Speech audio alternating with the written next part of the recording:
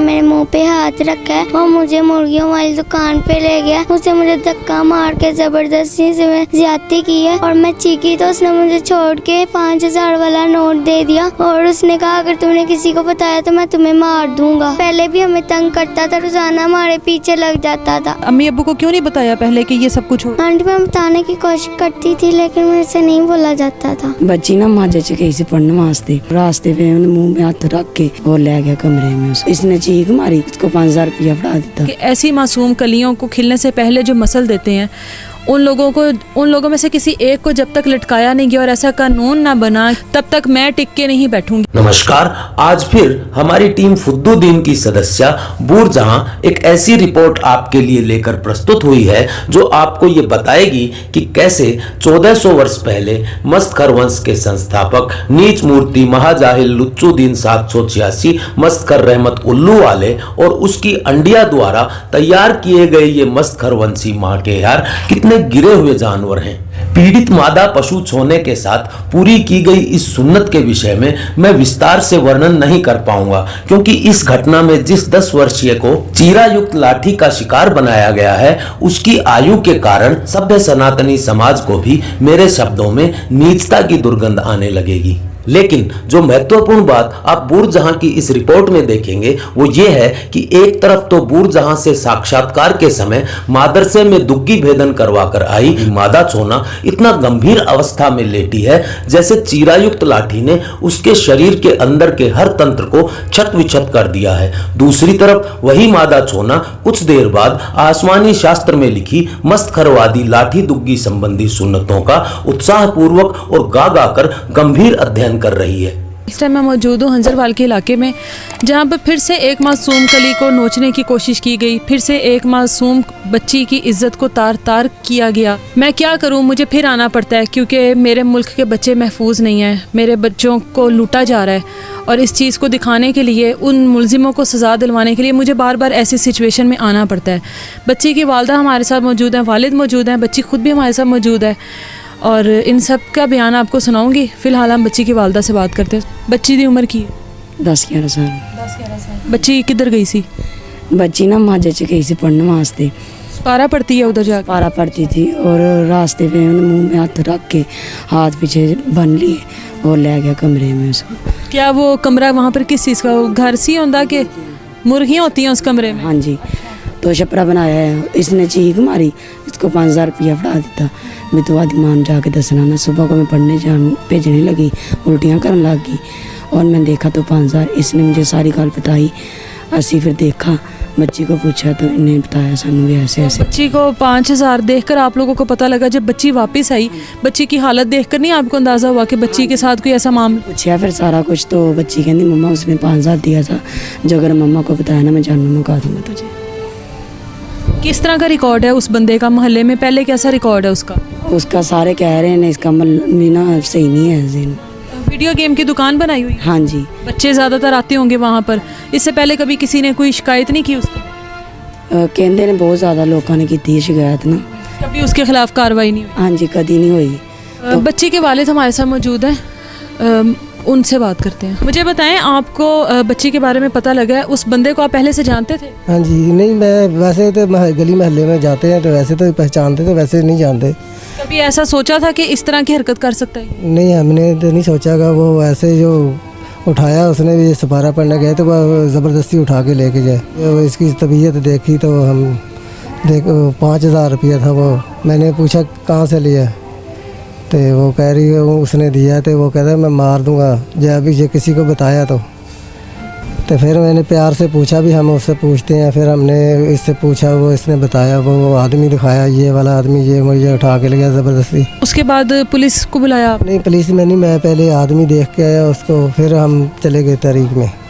हमने जुमे के बाद हमने 15 पे कॉल की, फिर पुलिस को बुलाया, फिर उसको पकड़वाया। अच्छा, वो ये सब कुछ करने के बाद भी अपनी दुकान पर मौजूद था? नहीं, वो मौजूद नहीं था। वो पुलिस को देखा ना उसने पुलिस देखी ना तो वो भागने लगा। उसने उसको बाँह से पकड़ लिया, वो भाग चला था। पुलिस के वो इधर से पकड़ा उसने तो वो मारा, उसने पीटा इधर। वो कह रहा मैं नहीं, मेरा भाई था, मैं नहीं था। उधर भी बोलता था मैं नहीं होऊंगा, मेरा भाई था, भाई होगा। वो जुड़वा भाई हैं? नहीं जुड़वा नहीं, वो 2 भाई है ना। वो कह रहा था मैं नहीं होऊंगा, मेरा भाई होगा, तो है वही था। अच्छा, तो कबूल किया उसने सारा कुछ? नहीं हमारे सामने तो कबूल नहीं किया, तो वो बाद में उसने तफ्तीशी ने बताना था भी कबूल किया या नहीं किया। अभी तक आप तक इस तरह की कोई खबर नहीं आई? कोई खबर नहीं आई। बच्ची भी हमारे साथ मौजूद है। बच्ची से कोशिश करते हैं जानने की कि बच्ची के साथ जो कुछ हुआ है वो ज़्यादा बेहतर तरीके से बता सकती है। कैसे बच्चे, ठीक हो? नहीं आंटी, उसने मेरे साथ ज्यादती की है। वो मुझे, मेरी बहनें भी आ गए थे, उसने मेरे मुंह पे हाथ रखा है और मुझे मुर्गियों वाली दुकान पे ले गया। उसने मुझे धक्का मार के ज़बरदस्ती से मेरे साथ ही ज्यादती की है और मैं चीखी तो उसने मुझे छोड़ के 5000 वाला नोट दे दिया और उसने कहा अगर तुमने किसी को बताया तो मैं तुम्हें मार दूंगा। मुझे ये बताओ बच्चे, आप पहले भी उसी रास्ते से जाते थे ना रोज़ अपने सुपारा पढ़ने के लिए? हाँ जी, तो पहले कभी उसने आपको इस तरह तंग किया? हाँ जी, पहले भी हमें तंग करता था, रोज़ाना हमारे पीछे लग जाता था। तो आपने कभी अपने अम्मी अब्बू को क्यों नहीं बताया पहले कि ये सब कुछ हो रहा है? हाँ जी, मैं बताने की कोशिश करती थी लेकिन मेरे से नहीं बोला जाता था। उस दिन आपकी बहनें आपके साथ नहीं थी? नहीं अकेले गई थी आप? नहीं, वो मेरे साथ ही थी लेकिन मैं उनके पीछे थी। उसने मेरे मुंह पे हाथ रखा और मुझे ले गया। अच्छा, जब आपने शोर मचाया तब कोई लोग नहीं इकट्ठे हुए वहाँ पे? नहीं, सुबह का टाइम था, 6 बजे का, वो सोए होते हैं सब। और सुबह 6 बजे वो जाग रहा था, वहाँ पर मौजूद था वो? जी, वो मोबाइल देख रहा था गली पे। गली के बाहर बैठकर रोज बैठा होता था? जी। आपने रोकने की कोशिश नहीं की उसको? किसको? मैंने रोकने की कोशिश की थी लेकिन उसने मुझे घोट के बाजू पकड़े थे उसने मेरे, और मेरे मुंह पे हाथ रख के इसने मेरे साथ ज्यादती की। मामा बाबा को आके अपने बताया था? अम्मी अब्बू को उसी टाइम आकर बता दिया था?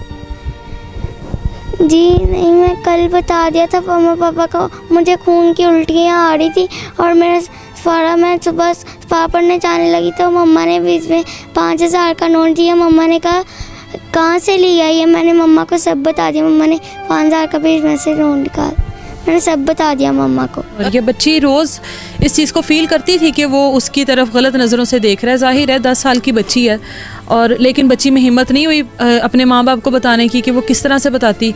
शायद माँ बाप के साथ बच्ची का ताल्लुक़ कुछ इस तरह का डर वाला हो कि बच्ची ना बता सकती हो। इस बच्ची को इतना 10 साल की बच्ची है, सुपारा पढ़ने जा रही थी। मैं ये नहीं कह सकती कि उसको ये लिहाज नहीं था कि वो बच्ची सुपारा पढ़ने जा रही है, क्योंकि मैंने ऐसे लोगों को देखा जिन्होंने मस्जिदों के अंदर ले जाकर ये सब कुछ किया है, जिन्होंने मस्जिद के सामने दुकान है तब ये सब कुछ किया है। क्योंकि जब आपके ऊपर शैतान सवार हो जाता तो फिर वो नहीं देखता किसी भी चीज़ को। लेकिन मुझे एक चीज़ का यकीन है कि आज तो शैतान भी मुस्कुरा रहा होगा कि अल्लाह तूने ये अशरफुल मखलूक़ात बनाए थे, देख तूने मुझे इनसे बदतर करार दिया था, ये मेरे से भी बदतर है। और यकीनन ये जो भी लोग इस तरह की हरकतें करते हैं वो उससे ज़्यादा ही बदतर हैं, वो इंसानों में उनका शुमार नहीं होता। जब तक इस तरह के केस मेरे सामने आते रहेंगे मैं इनके पीछे इसी तरह लगी रहूँगी, और मैं जिस हद तक जा सकती हुई इन केस को लेकर इन लोगों की आवाज़ बनकर मैं उस हद तक जाऊँगी। उस सब के लिए मुझे आप लोगों के साथ की ज़रूरत है। यकीनन आप लोग हमेशा से सपोर्ट करते आए हैं, आगे भी करेंगे। जब तक किसी एक मुलजिम को सज़ा नहीं मिल जाती या कोई ऐसा कानून नहीं बनाया जाता कि ऐसी मासूम कलियों को खिलने से पहले जो मसल देते हैं उन लोगों में से किसी एक को जब तक लटकाया नहीं गया और ऐसा कानून ना बना, तब तक मैं टिक के नहीं बैठूंगी।